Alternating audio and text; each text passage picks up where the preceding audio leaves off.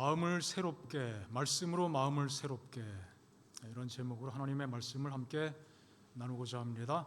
우리 지난 화요일 날 마음을 새롭게 함으로 로마서 12장 2절의 말씀을 시작으로 말씀을 나눴었는데요. 우리 마음을 새롭게, 우리의 삶을 변화시킬 수 있는 변화의 원동력이 되는 세 가지를 말씀드렸었죠. 첫 번째는 하나님의 말씀, 두 번째는 예수 그리스도, 또 세 번째는 성령의 역사. 이 세 가지가 잘 조화롭게 작용할 때 우리의 삶에 변화를 경험할 수 있다고 말씀을 드렸습니다. 오늘은 그 첫 번째 요소 중에 하나인 말씀이죠. 말씀으로 마음을 새롭게 할 수 있다는 내용을 함께 살펴보겠습니다. 너희는 이 세대를 본받지 말고 오직 마음을 새롭게 함으로 변화를 받아 하나님의 선하시고 기뻐하시고 온전하신 뜻이 무엇인지 분별하도록 하라. 하나님의 선하시고 기뻐하시고 온전하신 뜻, 이것은 어디에 담겨 있습니까? 하나님의 말씀 속에 충분히 담겨 있습니다. 그래서 그 말씀을 통해서 우리 마음이 새로워질 수 있는 마음의 동기를 얻게 되고 또 힘을 얻게 되는 것이죠. 자, 우리가 잘 아는 말씀입니다. 히브리서 11장, 우리의 삶의 현 주소를 외국인과 나그네라고 말씀하시면서 우리의 삶은 하늘을 향하여, 본향을 향하여 찾아가는 사람이라고 말씀을 하고 있습니다. 그런데 베드로전서에 보면은 우리가 거류민과 나그네라고 묘사하면서 영혼을 거슬러 싸우는 육체의 정욕을 제어해야 된다고 말씀하셨습니다. 육체의 정욕이라고 하는 그 특별한 영향, 세력이 있어서 영혼을 어떻게 한다는 거예요? 영혼을 거스른다는 것입니다. 뭔가 이렇게 반대 세력, 반대급부가 작용을 한다고 말씀을 하고 있습니다. 또 요한복음 17장 예수님께서 하신 기도 내용이죠. 세상이 그들을 미워한다. 세상이 주님의 제자들, 하나님의 자녀들을 미워하고, 그래서 예수님께서 세상에 속하지 아니한 것처럼 그들도 세상에 속하지 아니했기 때문에 세상이 그들을 미워한다. 세상이 하나님의 자녀들을 미워한다.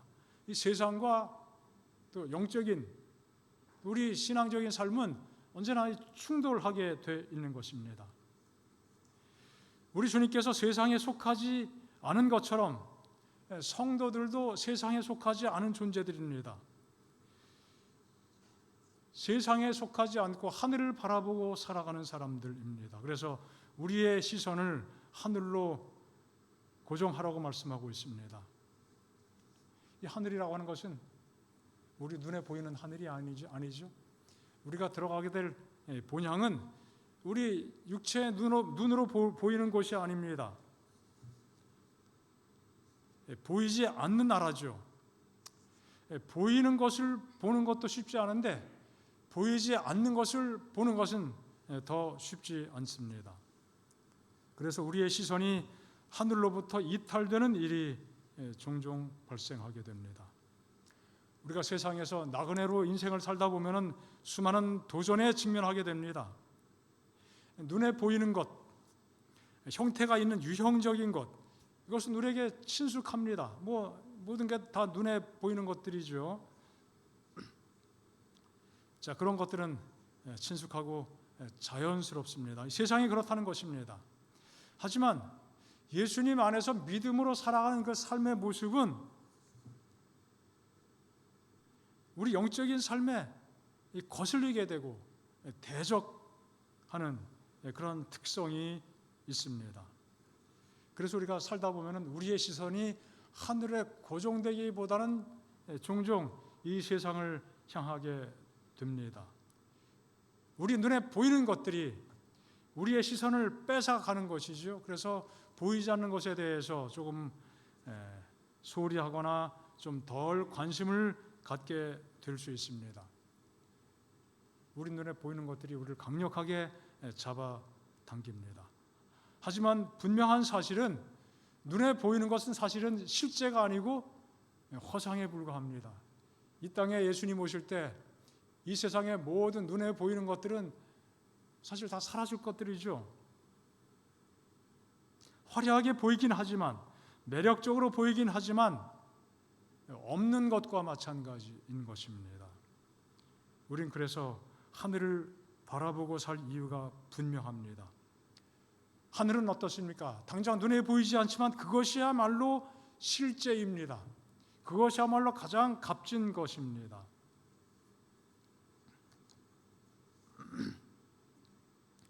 우리가 눈에 보이지 않는다는 것 때문에 우리의 시선이 하늘에서 잠깐 이탈될 수도 있고 또 세상에서 또 방황할 수도 있고 또 주님을 향한 첫사랑에서 우리 마음이 조금 멀어지는 일을 경험할 수 있지만 분명한 것은 우리가 눈에 보이는 화려한 세상을 주목하고 살 것이 아니라 비록 그 세상이 우리를 손짓하고 우리를 오라고 유혹하고 잡아 끌지라도 보이지 않는 하늘에 더 깊은 관심을 가지고 살아갈 이유가 분명한 것입니다. 이것이 순례의 길, 본향 찾는 사람의 삶의 방식이 됩니다. 하지만 말씀드린 것처럼 흐트러지는 경우가 있습니다. 그래서 어떻게 해요? 흐트러질 때마다 바르게 잡아 나가야 됩니다. 요즘 스마트란 말이 참 유행합니다. 유행어가 되었습니다.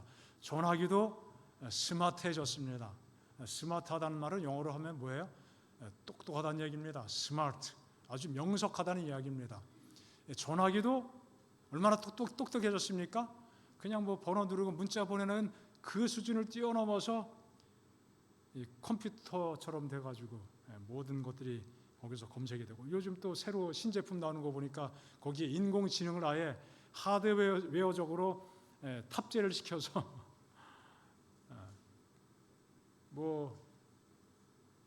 그러니까 모든 것을 그 안에서 가능하도록 만들어 가고 있습니다. 자동차도 참 똑똑해졌죠. 스마트해졌습니다. 그래서 딱 세팅을 해놓으면 어떻게 돼요?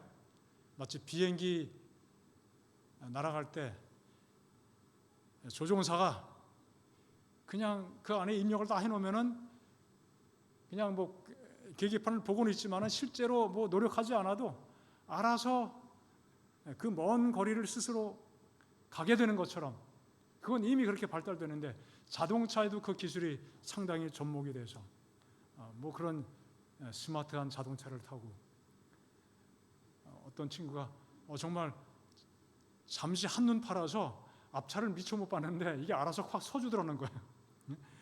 그런 기능이 없었으면 보나마나 앞차를 쾅 들이받아서 큰 손해가 났을 텐데 그래서 사고를 면하게 됐다. 그래서 이제 조금 시간이 지나면은 우리가 현재 가지고 있는 이 자동차들은 다 퇴물이 될 것이고 스마트한 자동차를 가지고 우리가 살게 될 것입니다.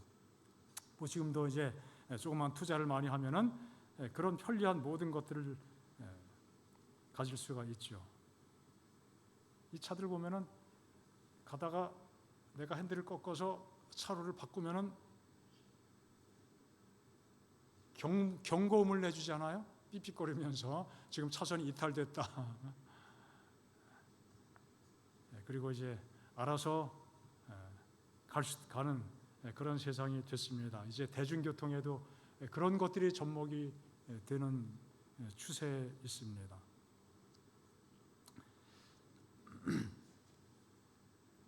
이거 뭔지 혹시 아시나요? 이제 군에 갔다 오신 분들은 이게 어떤 그림인지 알 겁니다. 이 동그란 거를 이제 총의 한 부품인데요. 간음쇠라고 이야기하고 가운데 일자로 있는 게 이제 간음자라고 이야기합니다.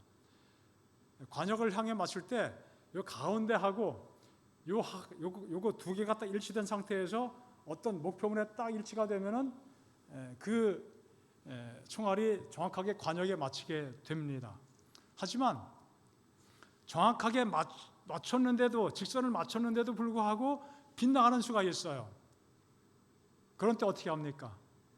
이 가늠쇠와 가늠자를 조정을 하죠. 이 가늠쇠를 좌우로 움직이기도 하고, 가늠쇠, 가늠자를 위아래로 이렇게 돌려서 움직이게 해서 이 방향을 바로 잡아주는 겁니다. 그것을 뭐라고 그래요? 영점을 맞춘다고 이야기하죠. 우리 영적인 삶도 마찬가지입니다. 영적인 삶에도 영점이 흐트러질 수가 있습니다. 뭔가 좀 핀트가 잘 안 맞을 때가 있어요. 그럼 어떻게 해야 돼요? 다시 조정을 할 필요가 있습니다. 우리가 미세 조정이라고 하는 용어를 잘 압니다. 작지만, 약간이지만 그 조정하지 않으면은 뭐 화면도 흐려지고 뭐 잘 관역에 맞지도 않고 그런 일이 벌어집니다. 그걸 잘 조정을 해야 되는 것이죠. 예수님께서 이 땅에 살아가실 때 늘 그런 일을 하신 것으로 우리가 성경을 통해서 이해할 수 있습니다. 늘 아침마다 하나님과 아버지 하나님과 교통하면서 기도하면서 또 말씀을 또 묵상하시면서 다시 한번 힘을 얻고 앞으로 나아갈 방향을 바르게 또 확인하고 그렇게 생애하신 것을 보게 됩니다. 우리도 마찬가지입니다.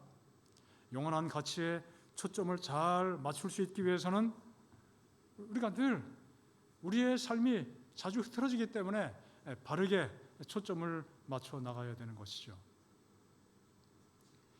진리로 우리 마음과 생각을 새롭게 하는 경험이 끊임없이 우리에게 요구되고 있는 것이죠.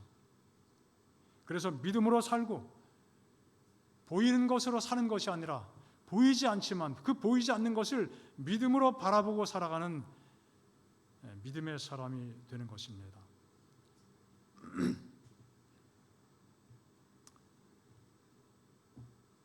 그러므로 너희가 그리스도와 함께 다시 살리심을 받았으면, 우리가 다 하나님의 은혜 가운데 주님과 함께 살림을 받았죠. 살리심을 살려주시는 은혜를 힘입었습니다. 자, 그런 사람들이 살아가는 삶의 방식이 무엇이냐? 어디를 찾고 바라보는 것입니까? 위의 것을 찾고, 거기 누가 계시기 때문에? 주님께서 계시기 때문에 그곳을 바라보고 살아가야 된다고 말씀합니다. 그리고 위의 것을 생각하고 땅의 것을 생각하지 말라. 위를 바라보고 땅을 바라보지 말라. 너희가 죽었고 너희 생명이 그리스도와 함께 하나님 안에 감추어졌음이니라. 그리스도께서 우리에게 생명이 되시고 우리의 삶의 목적이 되시고 목표가 되어주셨기 때문에 우리가 언제나 그분을 바라보고 우리 시야에서 그분과 하늘을 놓치지 않고 살아가라고 말씀하고 있습니다. 자, 사람, 인간. 한자로는 사람 인자를 쓰면은 뭐 두 사람이 서로 의지하고 뭐 기대고 살아야 된다. 그런 의미가 담긴 문자라고 어릴 때부터 설명을 들었습니다. 인간, 서로 간에 뭐예요? 관계죠, 관계 속에 살아갑니다. 그런데 굉장히 철학적인 의미가 담겨있는 헬라어에서는 사람을 안트로포스라고 이야기하는데 뭐라고 그랬어요? 안트로포스, 위를 바라보는 존재란 뜻이에요. 사람은 어디를 바라보는 존재예요? 위를 바라볼 수 있습니다. 사람이 가지고 있는 독특한 모습입니다. 짐승들은 어디를 바라보고 삽니까? 땅을 보고, 구조적으로 그래요. 사람은 그 구조가 일반 짐승과는 현저한 차이가 있죠. 약간만 관심을 가지면 언제든지 하늘을 볼 수 있습니다. 앞을 직시하기만 하면 하늘이 훤히 보이죠. 하늘을 바라보고 살아가는 특성을 가지고 있습니다. 이것은 우리가 물리적인, 신체적인 어떤 해부학적인 구조도 그렇지만 우리는 특별히 영적으로 골로새 3장에 말씀된 것처럼 하나님을 바라보고 예수님을 바라보고 위를 찾고 그렇게 살아가야 되는 것입니다.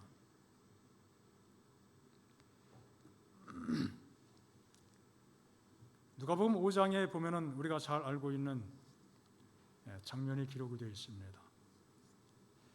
한 번은 예수님께서 갈릴리라고도 이름하고 또 게네사렛 호수라고도 이렇게 이야기하죠. 게네사렛. 그 호수 주변에 여러 가지 지명들이 있고 그런 명칭들이 있습니다. 많은 사람들이 예수님 말씀 듣기 위해서 몰려왔습니다. 이때 예수님께서 어디에서 사람들을 향하여 말씀을 전하면 좋을까? 딱 뭐가 보입니까? 가까운데 배가 보입니다. 그 배로 올라가서 그 배에서 예수님께서 말씀을 가르치셨습니다. 자, 말씀을 다 마치신 다음에 베드로에게 뜬금없이 이야기하십니다. 깊은 데로 가서 그물을 내려 고기를 잡으라. 사실 베드로는 밤새 고기를 잡았지만 허탕을 치고 그냥 그물 씻고 이제 물가에 나와 있는 그 타이밍이었었는데 예수님께서 말씀을 배에서 가르치시면서 느닷없이 깊은 데로 가서 그물을 내리라, 고기를 잡으라. 자, 고기 잡을 때 중요한 게 있는데 그 중요한 것 중에 하나가 뭡니까?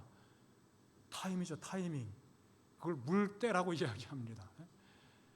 저도 교우님들하고 이렇게 몇 번 따라가서 저 안면도 가서 낚시도 해봤는데 아침 일찍 나가가지고 잘 잡히는 시간이 지나면은 그냥 어김없이 들어옵니다. 물때가 지나서 때가 안 맞아가지고 시간이 지나면은 고기가 다 안 문다는 거예요. 여기도 꽤 깊은 호수이기 때문에 아마 수면 근방에 있다가 해가 중천에 뜨면은 아마 햇빛이 눈부시니까 그런지 모르겠지만 아마 깊이 들어가는지 모르겠습니다. 안 잡히는 거예요. 고기 잡는데 누가 박사입니까? 베드로가 박사예요. 예수님은 전쟁이 뭐였어요? 목수입니다. 목수. 베드로가 어떻게 생각할 수 있었어요? 예수님은 목수인데 고기 잡는 건 내가 한 끝발 위지 한 끝 위인데 한 계단 위인데 주님 이거 지금 물고기 그물 내려도 잡히겠습니까? 그런데 어떻게 반응합니까? 밤새 허탕 쳤지만 누가 얘기하시니까? 주께서 말씀하시니까 내려보겠습니다. 어쩌면은 즐거운 마음으로 확신을 가지고 이거 내리면 틀림없이 고기가 많이 잡힐 거야, 그런 믿음과 기대를 가지고 내렸다기보다는 안 내릴 수는 없고 주께서 말씀하시니 아마 그런 마음을 가지고 그물을 내리게 되었을 것입니다. 고기 잡으러 잔뼈가 굵은 사람, 전문가였지만 또 권위자였지만 예수님께서는 고기 잡는 그 일에는 굉장히 문외한에 가까운 분인데 그래도 그분이 말씀하셨으니까 어떻게 했어요? 내려보게 됩니다. 자, 그런데 예수님께서도 그 사실을 알고 계셨을까요? 잘 아셨죠. 베드로가 고기잡이는 나보다 한 수 위지. 그런데 왜 그렇게 명령하셨을까요? 그런 시험의 과정을 통해서 베드로가 주님의 말씀을 의지하는 것이 얼마나 중요한 것인지를 그에게 깊이 각인시키고 교훈해 주신 것입니다. 나는 고기 잡는데 전문가인데 고기 잡는데 별 지식도 딱히 없어 보였던 예수님이 말씀하시는데 분명히 고기가 많이 잡힐 시간도 아닌데 말씀을 의지하니까 어떻게 돼요? 고기가 넘치게 잡히게 된 것입니다.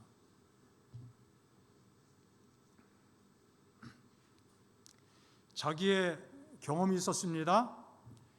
자기의 지식이 있었습니다. 자기가 터득해온 노하우라고 하는 특별한 어떤 방법이 있었습니다. 하지만 그거 다 필요 없었어요. 다 내려놓고 주님 말씀을 따르겠다고 고백하고 그랬을 때 예수님께서 말씀하신 그 말씀이 얼마나 놀랍게, 얼마나 놀라운 광경으로 그에게 보여지게 됐는지 우리가 알 수 있습니다. 그래서 베드로는 어떻게 고백합니까? 이를 보고 예수의 무릎 아래 엎드려 이르되 주여 나를 떠나소서 나는 죄인으로소이다. 어떻게 베드로가 그 장면 속에서 내가 죄인임을 고백하게 되었을까요? 어떤 의미에서 그랬을까요? 물론 다양한 이해가 있을 수 있겠지만 말씀드린 것처럼 아마 베드로의 마음속에 물론 이런 특별하신 능력을 가진 분이 자기 앞에 있다고 하는 그 경외감 속에서 예수님의 신성 앞에 정말 두려운 마음을 갖게 되었겠지만 또 한편 내가 예수님 말씀을 따라 금을 내리긴 내렸지만 내가 마음 한구석에 그래도 예수님보다 내가 고기 잡는 데 조금 더 나은데 막 그런 생각했던 것까지 다 이 고백 속에 포함된 것이 아닐까 그렇게 나름대로 생각을 해보게 됩니다. 바로 이 경험이에요. 이것이 베드로의 삶 속에서 자신의 그 흐트러진 그 영적인 모습을 바르게 잡게 되는 소위 미세 조정의 경험을 하게 된 것이죠. 하나님의 말씀에 전적으로 의지하지 못했던 그 상황, 그의 삶의 그 모습을 되돌아보고 자, 정말 이런 분이라면은 내가 예수님의 말씀에 온전히 자신을 내어 맡겨야겠구나 그런 고백을 하게 된 것입니다.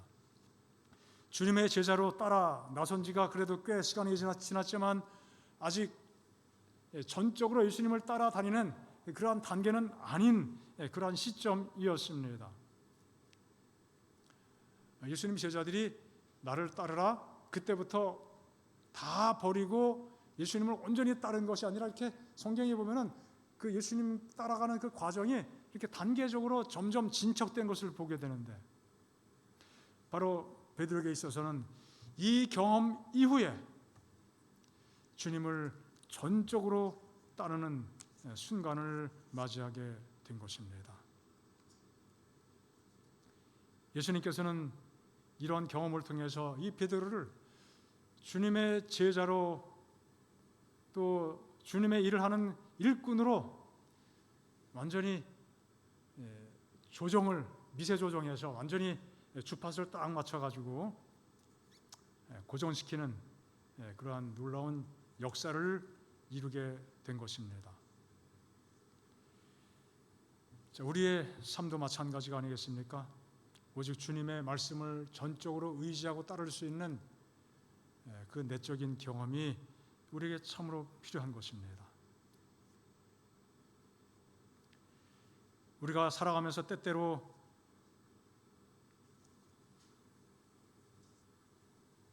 하나님의 말씀을 우리가 취사 선택하기도 하지만 그 모든 말씀을 그대로 받아 감당할 수 있는 그러한 개인적인 경험이 우리 모두에게 필요한 것입니다.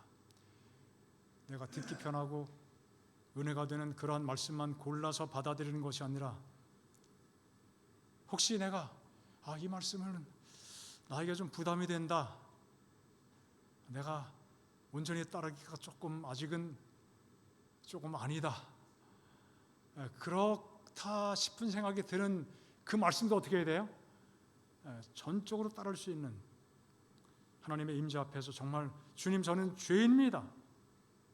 그런 고백으로 하나님의 말씀으로 우리의 모습이 점점 이렇게 튜닝된다고 하죠. 잘 맞춰지는 그러한 삶이 우리의 삶이 되기를 바랍니다.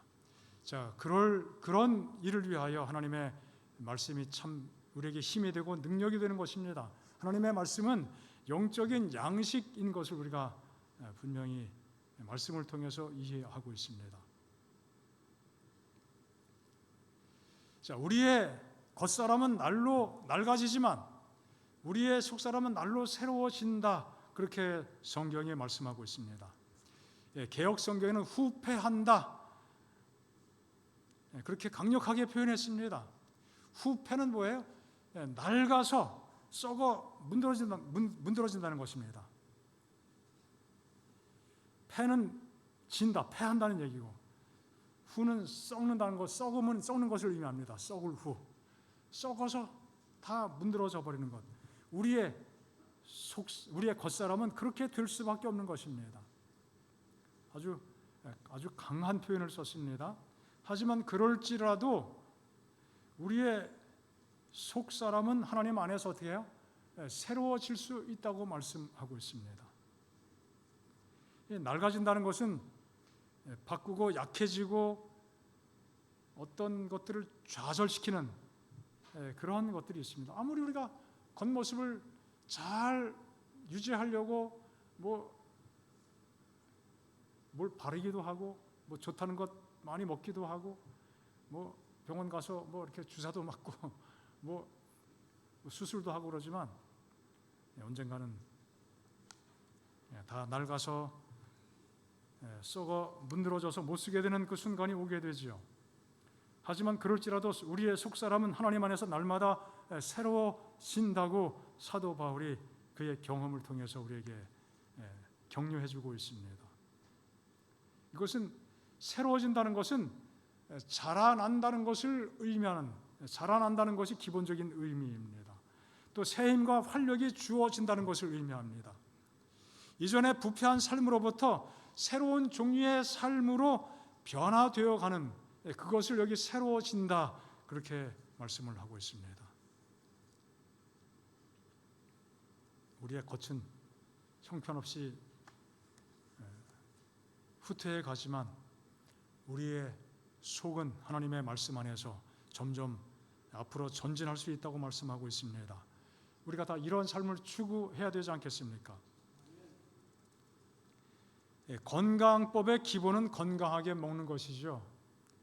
건강하게 먹지 않고는 건강해질 수가 없습니다. 아무리 운동을 많이 해도 아무리 다른 조건들을 잘 맞춰가도 건강한 음식을 섭취하지 못하면은 또 건강을 해치는 음식을 많이 먹게 되면은 그 건강은 크게 침해를 받을 수밖에 없습니다. 영적으로도 마찬가지입니다. 하나님의 말씀, 이 말씀을 그 건강한 영적인 양식을 계속 또 꾸준하게 또 잘 섭취를 해야 되는 것이죠. 여기 하나님 백성들이 광야길을 걸었을 때 이 다양한 경험을 하게 됐습니다. 하나님께서 그들을 낮추시는 경험을 했습니다. 또 배고픈 경험도 허락해 주셨습니다. 자, 그러면서 뭘 먹여 주셨어요?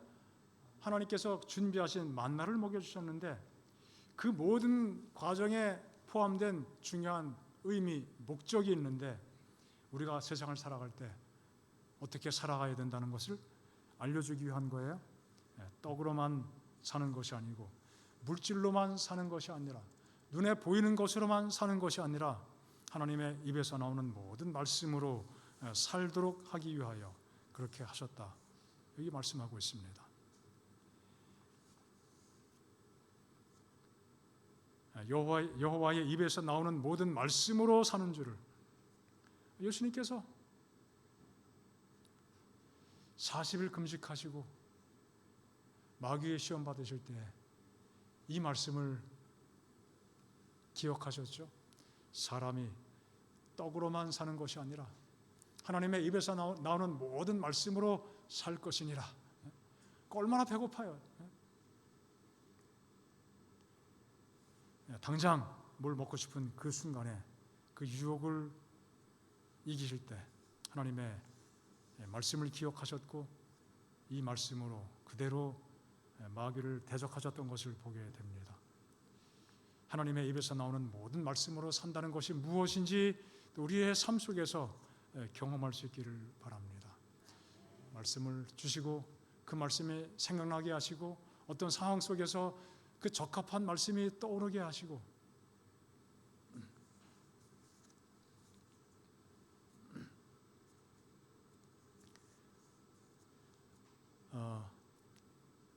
이번 장례식을 치르면서 그 사무실에서 송우리 사무실에서 비석의 비문을 어떻게 하면 좋겠습니까?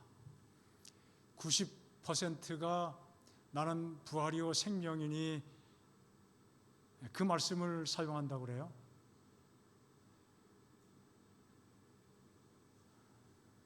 그리고 뭐 이제 몇 가지 얘기를 하는데 제가 일단 좀 생각을 해보겠습니다. 그래서 우리 아버님의 생애와 가장 적합한 어떤 성경의 표현이 있을까? 일단은 그 생각을 하면서 나중에 전해드리겠습니다. 그렇게 말씀을 드렸어요. 그래서 제가 이런저런 생각을 하다가 성경 말씀이 문득 떠올랐습니다. 그래서 이렇게 문장을 좀 만들어 봤습니다. 좋은 소식을 전하러 산을 넘는 발이여 얼마나 아름다운가.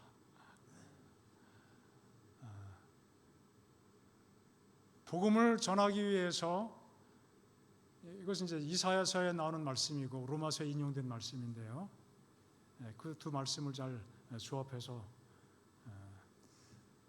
복된 소식, 좋은 소식을 전하기 위해서 산을 넘는 자의 발이여 얼마나 아름다운가.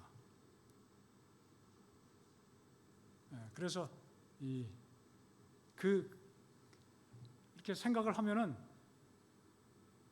그렇게 적절하게 그 말씀이 어떻게 해요? 떠오르게 되는 거예요. 뭐 단순한 단편적인 신뢰이지만 우리가 살아가면서 어떤 상황 속에서 하나님께서 나에게 어떤 말씀을 주실 때 가장 적합한 그렇구나 그런 경험을 우리가 여러 번 하고 지내지 않습니까?